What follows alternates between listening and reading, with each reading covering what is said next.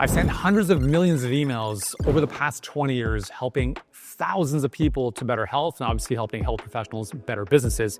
And today I'm going to share with you 3 interesting email marketing tests that we've recently run that I think can make you a lot more money. So here's the importance of email marketing. It's not dead. It's not going anywhere. It's only more important than ever before. Your email list is, I would argue, is your biggest asset in your business, especially online. So if you have several thousand people on your email list or tens of thousands or more, it is the single biggest asset you have. And I promise you, you're underutilizing it. Now, before I dive into these tests, I do want to mention that how you decide to email your list is 100% philosophical.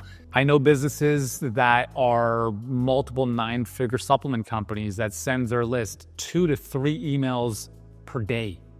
I know other influencers who send a newsletter type of email once a week. And so what you want to really figure out is, what are you optimizing for? What is the purpose of your email marketing in general? For me personally, it's twofold. It's really, first and foremost, it's to build more relationship and add value to our audience. But second, it's really to move people across the line. I don't want people sitting on my email list who never do anything. So for the purposes of what I'm sharing with you here, my sole objective is I want to send people emails so that when they are ready, when that moment has happened in their life where they're like, that's it, I have to make a change, they see an email from me in their inbox that stimulates, that inspires that action to actually do something. So I'm going to share 3 recent tests with you, and I think if you adopt these, they can make a huge difference in your business. So I'm going to just walk you through some of the stuff on the iPad. So the first test here is value/goodwill emails, and this is kind of like the newsletter style. So way back when I first started my first business online, it was obviously a health and fitness business. This was the type of email that I used to send very, very early on. Now, my subject lines were pretty terrible. It was like April newsletter, kind of like learning my copywriting skills back in 2005, and I didn't really know what I was doing. But here's the interesting thing is that there's a lot of people nowadays who send these type of emails, and I want to just provide a bit of context because I thought to myself, you know what, let me give this a shot. I know a couple of these types of influencers who have large social followings. They're really promoting people to join their newsletter, right? The newsletter has kind of made a bit of a comeback where before no one cared about joining a newsletter. What's interesting about these, and I'll just give you a bit of perspective before I show you the test, is they usually send them once a week, right? So it's like my top 5 tips on Fridays, right? Like really just, super tactical, actionable. They usually have very high open rates because the people on those email lists are like, oh, this is 100% valuable. I'm going to grab my coffee and read this email and it's going to be super useful, okay? So that's typically how a lot of these influencers, well, again, when I say the influencers, I'm talking about, the handful of people that I know. I'm not going to mention names just to protect their privacy. You might actually be on their email list. So they get very high open rates because people are like, okay, cool, I'm looking forward to this. And again, what happens after that, that's the big question mark. Now, I have a good friend who sends these types of emails, and I know the inside of his business. I know the back end numbers, and I know what things look like on the back end. And I'm sharing this with you because he has a very large email list, hundreds of thousands of people. And relative to the size of that email list, the revenue he's making doesn't make sense. And this is why I'm saying you have to be very clear about what you're optimizing for. If we're optimizing to get calls booked, to generate clients, to make money, I'm personally not a huge fan of these emails. And I'm going to show you an example why. So about a month and a half ago, we decided to test this theory where we're like, hey, let's give this a shot and let's see if this makes a difference for our business. So I'm going to walk you through, there was a few components, how we kind of structured this email. So the first one was obviously, the subject line, which is really important. Actually, you know what? I'll highlight this. So the first one we had like the thought of the day. And that was kind of like the first thing we would do. And this is pretty much a quote that we have a document of all my quotes. This would be something to get the email started. And then we would have a profit play. So section 2 was, in our case, for helping health professionals grow their businesses. So obviously it's very marketing, sales, business generating centric. So we're like, let's give someone something relatively tactical that they could implement hopefully that same day. So some of these were better than others. And then usually they would link to a valuable video of ours on YouTube that would kind of go a little bit deeper into that tactic. Then the third section was a client spotlight, and we would tie the client testimonial or spotlight into the tactic that was talked about. So like we're talking about growth begins with you and just like whatever this was. And then in this case, we tied in Daphne's story to the specific thing we were sharing. So, and then we're showing proof here, right? We're all about showing proof because otherwise you're just making stuff up. And then again here, another link to a YouTube video about Daphne's story. So it's like Daphne's case study on video. So there's a couple things here. Generally before this, we would send out an email with one call to action, right? Book a call, watch this video, do this thing, that's it. And we tried to see if this would make a difference. And what we were trying to look at is, number one, could we build more goodwill with our audience so open rates would actually go up, right? More people over the course of several weeks of seeing these types of emails. And by the way, we would send these emails 5 times per week. So we generally email our list every single day. These emails, because they require a little more structure and thought, we sent out 5 a week, okay? So we thought, okay, maybe by training our email list to receive this type of value, we'd have higher open rates. And ultimately, we'd get more people booking calls and taking the next step with us. So this was the structure of how we did it, okay? 3 sections. And then we would typically finish off with what's called a super signature, which is basically whenever you're ready, if there are a few ways we can help you. And this would be a bit more specific to a couple calls to action. Now, again, this, like when you look at the principles of direct response, like there's a lot of things wrong with this, or one major thing, which is there's just too many links, right? So the objective of these emails was not solely focused on one call to action. It was like, hey, choose your own adventure. If you want to learn a little bit more about this, watch this video. If you want to see Daphne's story, watch this video. If you want our help at this level, go here. So we had about 5 different links in this email. So, some might say, well, that could hurt deliverability. Maybe, hard to know. I mean, we have very high inboxing, about 98%. So we've not really seen this to be an issue. So that's kind of how we structure things. Now, we ran this test for about a month. And what's interesting about this is it absolutely flopped. So in the course of 1 month of running these emails, we booked, I think, 5 calls, which is horrible for our business. Now, for context, some of our other emails would book 5 calls in one email. And so we started to look at this and say, okay, well, although the thinking behind this, the hypothesis of, well, let's add value to people's lives. Let's just like nurture and train them so that all of these emails they start to look forward to, although that might be nice, that's a very long-term projection. Like who knows when that could turn into higher open rates or people taking more action.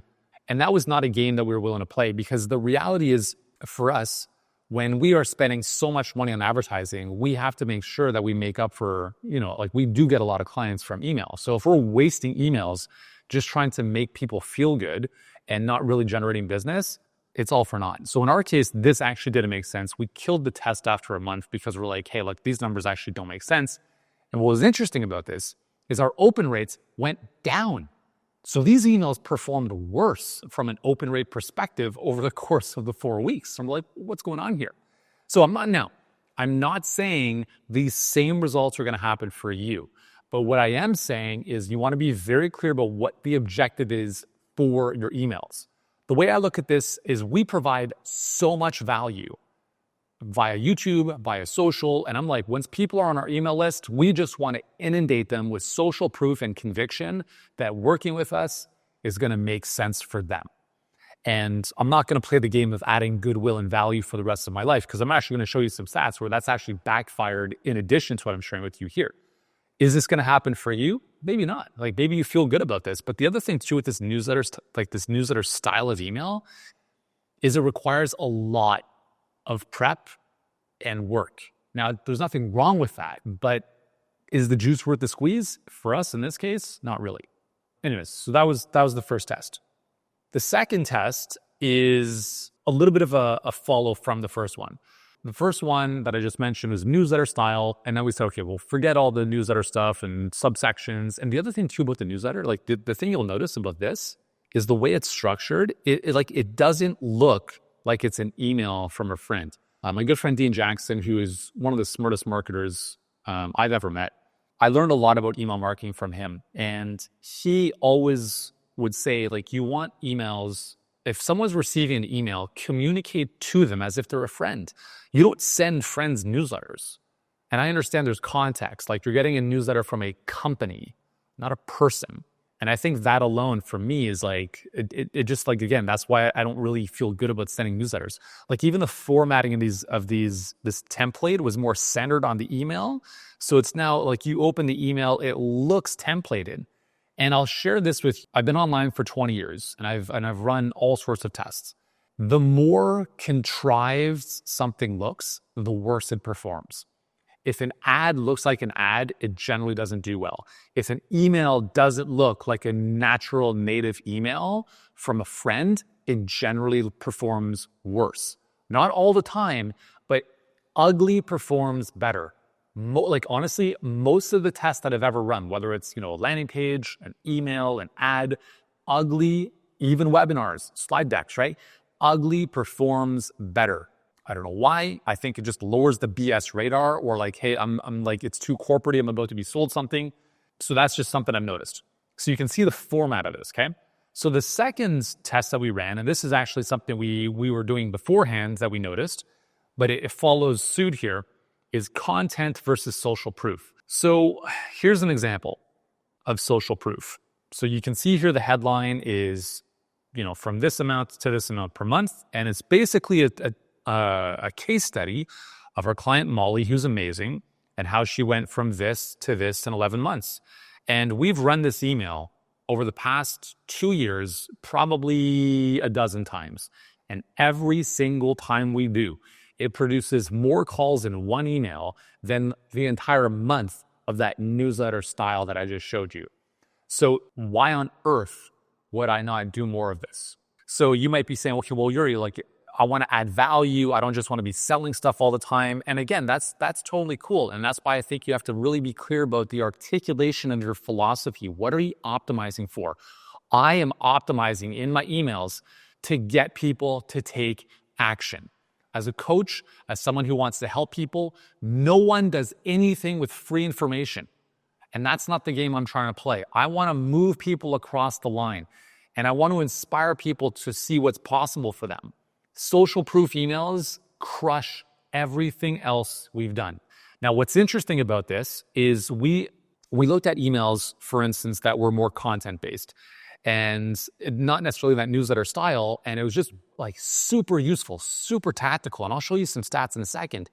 And we were getting more unsubscribes to those emails compared to sending out these type of social proof emails. And I thought to myself, okay, so those content emails are getting more unsubscribes, they're booking fewer calls, and so why would we do more of that? And so, yeah, I mean, we sprinkle it into the mix. We send out emails 5 to 7 times a week, right? And again, they're not all social proof. We sprinkle in, stuff into the mix. But you can see here, the purpose of this email is to book a call, right? So this one has a very direct and linear goal. Social proof, here's what's possible. If you want similar results, can't say for sure if that's going to happen, but if you want to see how it, possibly could, book a call. If you are, one of these and, there's a couple criteria things here, click here, it goes to the booking page and they can book in the demo call. And that's it, right? So you can see right away, like the format, even just the alignment of the text. The only thing here that doesn't look like a more native email is the fact that we've included a screenshot. But if I didn't include the screenshot, the believability of what I'm saying in the email goes down. So you can see here the alignment is on the left. It's not centered in a pretty template. I'm telling you, templates will kill your conversions. Don't even bother with them. So what we started to notice was that, okay, if we're sending out goodwill emails, content emails, like why are we doing that? Do we really think it's helping people, or are we just afraid of backlash? If people send you replies like F off, unsubscribe me, take me off your list, don't get upset about that. Those are never people that are going to work with you anyways. So it's like, cool, thanks for letting me know. Like gonzo. You're not going to change your email strategy or marketing strategy to appease a few people. If a couple people leave negative comments on your ads, don't even respond to them, delete them, move on. And I will share something really important. I call this the invisible metric. The invisible metric, actually, I'll save that for a second. Keep watching. So that's test number 2. I'm a huge fan of just using social proof. More people want to know, is this possible for people like me? Show me other people like me who've done this. And if you just keep, and if all of your marketing is social proof, you win. Okay? That's the one thing that's proprietary to you, is the proof that you have. Just keep inundating people with what's possible.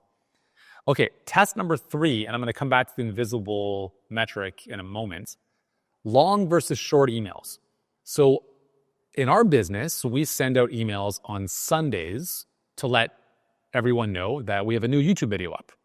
And so the purpose of those emails is to simply get the click.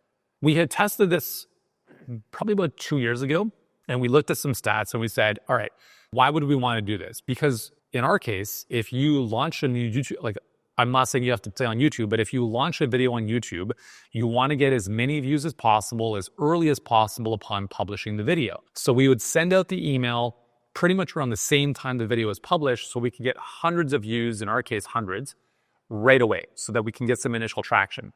So that was the focus. And so we said, okay, well, if that was the goal, why are we sending long emails that get fewer clicks? Because the longer the email is, generally, the less clicks you'll get. So we started to say, well, what if we tested very short emails just to get the click? And who cares whatever happens on the other side? At least people will watch the video, will get more views, and hopefully it'll work. So I'm going to show you what that looked like. So why did these emails get more clicks? The ones that are highlighted in green here. Now you can see, like, a lot of our stats actually from an email perspective are not that exciting. Click-through rate is pretty shit. But yet, having said this, we've generated a tremendous amount of business from email, and it's just one of those things. Okay, so anyways, 3 quick fixes to improve. I'm going to show you these emails in a second. So you can look at see the ones highlighted in green. Their click-through rates are like 4 to 5 times higher. That means the percentage of people who open the emails and click the link inside is 5 times higher in some cases than these other emails. And you can also see here the call to action column. YouTube video, that's the YT, right? YT video. So those are both in green. The purpose of those emails was to get the click to go to the YouTube video. And so you can see what's interesting. Check this out. If we look at the unsubscribes, they're, fairly low. And you could say, well, that's because their value, maybe. But I'll show you some other examples in a second that kind of don't really make sense of that. So stick with me for a second. So here's the one email. So the first one was 3 quick fixes to improve lead quality. 3 quick fixes to improve lead quality is the subject line right there. You can see this. Are you struggling to get quality leads on the phone? To be honest, that first sentence might be a bit ambiguous, but whatever. Click here for 3 powerful yet often overlooked strategies that are reshaping how successful coaches generate leads. Now, the only thing that's not here is actually my name. It should have like your friend and coach, Yuri. So look at this, 2 sentences. So the number of clicks on this email is significantly higher because there's nothing to read. It's just 1 to 2 sentences, link, done. Next one, how to best coach clients online in 2024. So this was the second email up here that had the 1.23% click-through rate. So again, people opened, and 1.23% of those people, again, 2 sentences, that's it, right? Again, there should be Yuri signing off here, but there isn't. So what we decided to do is, okay, just send these emails super short. Here's another example. So this one here is actually a little bit more in depth. So this one here is, again, going to a YouTube video, right? Watch the video here. And the only difference here is that we're adding in a little bit more curiosity. So curiosity bullets, here's what you're going to uncover inside. This. Want to discover more? Watch the video here. So generally for us is if we want to get maximum clicks to a destination, we're going with short emails. In our case, YouTube videos, short emails. The other consideration I want you to consider, if you don't have a YouTube channel, which you don't have to have one, okay? So I didn't have a YouTube channel in Healthpreneur for the first 3 years, just for context. And the other way you can use this is that let's say you're driving emails to book a call, right? So you have a landing page where people can book a call on your calendar. If you're using, and I want to just mention this because when you use a destination page, the context before that page is very important, or the context on that page is important. So I'll share a previous test we had run. So we did super short emails, right? So a la like 2 sentences to book a call. And then people would go to the book a call page. And I'll just give you an example of what that might look like. So let's say the page was like this. You'd have a headline, and then you'd have the booking form, okay? The problem, though, is that as people went to this page, we were getting more, people booking calls, but then we were canceling those calls because a lot of them were non-qualified. So one of two things had to happen. Okay, so what we want to do here is we'd want to put in qualifiers on this page, and if you meet these qualifications, then go ahead and book a call. So if we're sending a super short email to get maximum clicks, then the page that they're sending to has to do most of the heavy lifting. Or if the page doesn't have those things, then the email has to do more of the pre-qualification. That's really, really important. Good? Okay. Now, I'm going to finish this off by talking about subject lines and the invisible metric that I'll finish with in a moment. I want to ask you this. See these two subject lines down here? Notice the click-through rate on these two subject lines. At least the second one is significantly higher than everything else. Now, the open rates, which I probably should have included here, are also, higher than the other ones. So I want you to think about why this is. Now, number one, if you look at these subject lines are what we call dog whistle subject lines. We're using specific language to only appeal to very specific people. If you're a health coach starting from scratch, read this. So if you're not starting from scratch, you're not going to open email, probably. Or no clients yet, ? Follow this beginner roadmap. So the subject line is very specific. It's a dog whistle. Only those people who can hear the whistle will pay attention to it. And the reason we wanted to do this is because the call to action in the email was very specific to this beginner type of health coach. And so that's why the click-through rates were also very, very high relative to this. Now, I want to show you something interesting about these unsubscribes. So these emails were very direct, is promoting us like a free offer that we had, for a 100K roadmap. And so look at the unsubscribes. So 16 and 25. And this was sent to the same number of people as these other emails. And I just want to point out a couple things here. So unsubscribes, how to stand out and position yourself in a crowded marketplace. That's 100% value. I think that was actually one of our YouTube videos. 31 unsubscribes. Missing piece to move your clients to action, 20 unsubscribes. What's holding you back from doing more clients, 33.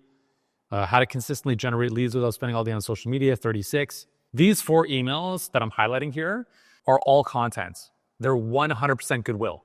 And you'll notice that they have more unsubscribes than the ones that had a call to action, that were more like offer-centric, if you will. And so what I've recognized over the years is that it doesn't matter what you send people. If you send an email, people will unsubscribe. That's it. And here's the other thing too. It's really important to be consistently sending emails to your audience, because when I unsubscribe from emails the most, it's when I receive an email out of the blue from someone or a company that I never even remembered being on their email list for. So just yesterday, I got an email from a company. I'm like, am I on your email list? Like, it's been like a year since I heard from them. I'm like, oh, thanks for the reminder for me to unsubscribe. A lot of people think if they send too many emails, people will unsubscribe. That's what you want. You want the true raving fans on your email list. People who want to leave, let them leave. Don't hide the unsubscribe link. Like you'll see in our emails, it's right at the bottom here, right? So it's like, we're not trying to hide anything. Unsubscribe. Like some companies, they make the blue hyperlink light gray, and they like fade the whole thing out. It's so small you can't see anything. Just let people unsubscribe. Who cares? You're not going to please everyone. So the other thing too is, sending frequent communication is really important. Top of mind, tip of tongue. Not everyone is ready to take action. And the key here is that if everyone's on their timeline, everyone has these moments called now. And someone's now moment is going to be whenever it is. So for instance, a couple of years ago, I was playing in my first tennis tournament of the year in the spring. I was not in great shape apparently, and I lost to a guy who looked like Nacho Libre. I was really pissed. That was my now moment. That was my breaking point to actually like go to the gym, hire a trainer, and get in better shape. That was my now moment, because for years I had just been like plodding along. Things were okay. And then boom, I lost the tennis match, felt like shit. I'm like, never again. And here's the thing. all of the people that you serve go through the same thing. They're reading your emails, they're doing nothing. They're going through life, they're doing nothing until one day something happens and they're like, that's it, I have to change. Mommy, why are you so fat? Shit, okay. And they check their email that day or whatever, your name is there, boom, they take action because now the pain threshold has been reached. So you want to be there when people are ready to go. And I'm going to finish with this. One of the most important concepts I want you to remember is the invisible metric. You see, what none of the CRM softwares are going to show you is this invisible metric. Is let's say that you have 10,000 people on your email list, okay? So you have 10,000 leads and 500, or let's just say, keep the math easy, 1,000 people open, okay? And 100 people click. That's a delta of 900 people. This right here, that's the invisible metric. These are the 900 people who are doing nothing, but are getting some type of value, are being like, you're planting seeds in their mind. They might be on the toilet. They might be in the line at Starbucks. They're scrolling through their phone. They come across your email and they're like, cool, I'll grab a latte. The fact that you're there and you're just implanting these little seeds or these moments of inspiration is where the magic is. And this is where the game is won. It's the invisible metric. It's all the people who are consuming your stuff, who are doing nothing with it yet. But when you consistently show up over and over again, when they have their now moments, you will be there and they will choose you. Because if you're not there, they're going to choose someone else because they don't even remember who you are. And so I really want you to remember this, is aside from the metrics of open rates and click-through rates and all that kind of stuff, the very fact that you are consistently present in someone's inbox is the most important thing you want to focus on. Because when we value things that we see more often. And it's one of these cognitive biases that we have where, if like, and this is why big brands advertise all the time. They just put a banner up on the side of a soccer field because they know that if you just see their name, boom, it's just that constant reminder. It's that constant implantation of this brand in our minds. So don't be afraid to send too many emails. Don't worry about pissing some people off. Don't worry about trying to please everyone. Be very clear about what your intention is with your email. Ideally, it's probably going to be generating business and adding value in some combination of those two. And if you've enjoyed these tests, give them a shot for yourself. And if you've liked this video, hit subscribe, and I'll see you in the next one. After helping thousands of health professionals build thriving 6, 7, and 8-figure coaching businesses online, I've identified 6 personas that sadly hold you back. In this video, I'm going to share which one of those 6 you might be and how to use it to your advantage to maximize your results.